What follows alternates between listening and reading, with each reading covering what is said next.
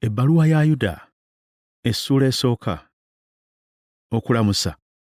Yuda, omuddu wa Yesu Kristo era muganda wa Yakobo, eri abo abaayitibwa, abaagalwa mu Katonda Kitaffe, era abaakuumirwa Yesu Kristo, okusaasira n'emirembe n'okwagala byongerwengako gye muli.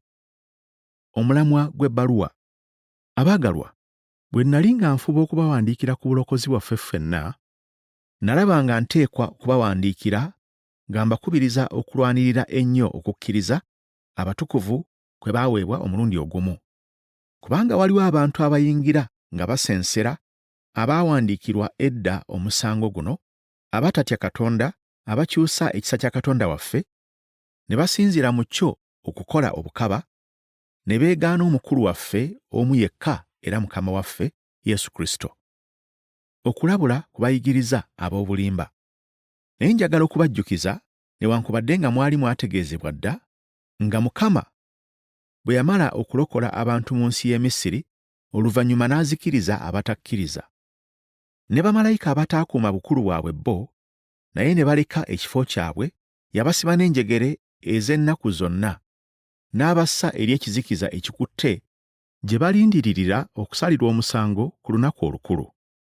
Nga Sodomu ne Ggomola n'ebibuga ebyali birinaanye, nabyo bwe byayendera ddala okwenkana nabo, ne bikolanga eby'okwegomba okw'obuwemu, byafuuka kyakulabirako nga bibonerezebwa mu muliro ogutaggwaawo. Mu ngeri y'emu, abantu abo mu kulootaloota kwabwe, boonoona omubiri gwabwe, bagaana obuyinza ne bavvoola ne bamalayika ab'ekitiibwa. Olaba ne Mikayiri malayika omukulu bwe yali akaayana ne Setaani ku mubiri gwa Musa, teyayaŋŋanga kumuvuma, naye yagamba nti, Mukama akunenye. Naye abo byonna bye batategeera babivvoola, era ebyo bye bamanyi mu ngeri y'obutonde, okufaanana ng'ensolo, bibaleetedde okuzikirira. Zibasanze, kubanga batambulira mu kkubo lya Kayini, olw'okwagala okufuna bakoze nga Balamu, baakuzikirira mu bujeemu nga Koola.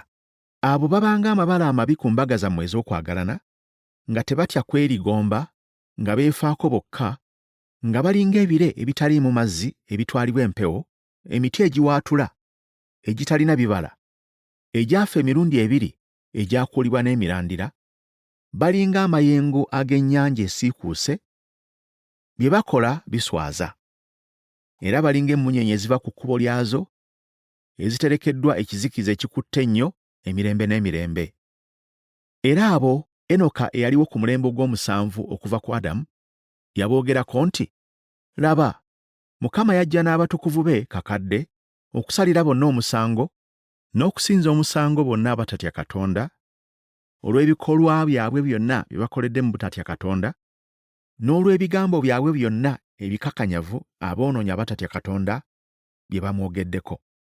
Abo be beemulugunya, be banyiiga, abatambula ng'okwegomba kwabwe bwe kuli, era aboogerera waggulu ebigambo eby'okwewaana, era olaba bassaamu abantu ekitiibwa nga balina kye babaagalako. Okubuulirira okusembayo. Naye mmwe abaagalwa, mujjukirenga ebigambo ebyayogerwa edda abatume ba Mukama waffe Yesu Kristo, bwe baabagamba nti, mu biro eby'oluvannyuma walibaawo abantu abalibasekerera nga batambulira mu ebyo bye beegomba era nga tebatya Katonda. Abo be bavaako okwawula abantu ab'omubiri abatalina mwoyo. Naye mmwe abaagalwa, bwe mwezimba ku kukkiriza kwammwe okutukuvu ennyo, nga musaba mu Mwoyo Omutukuvu, mwekuumirenga ku kwagala kwa Katonda, nga mulindirira okusaasira kwa Mukama waffe Yesu Kristo olw'obulamu obutaggwaawo.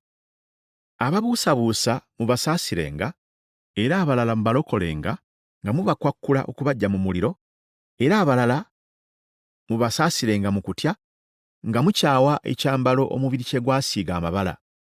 Naye oyo ayinza okubakuuma obuteesittala, n'okubayimiriza mu maaso g'ekitiibwa kye nga temuliiko bulemu mu kujaguza, Katonda omu yekka omulokozi waffe, ku bwa Yesu Kristo Mukama waffe, aweebwenga ekitiibwa, obukulu, amaanyi n'obuyinza okuva mu mirembe gyonna egyayita, ne kaakano era ne mu mirembe egitaliggwaawo. Amiina.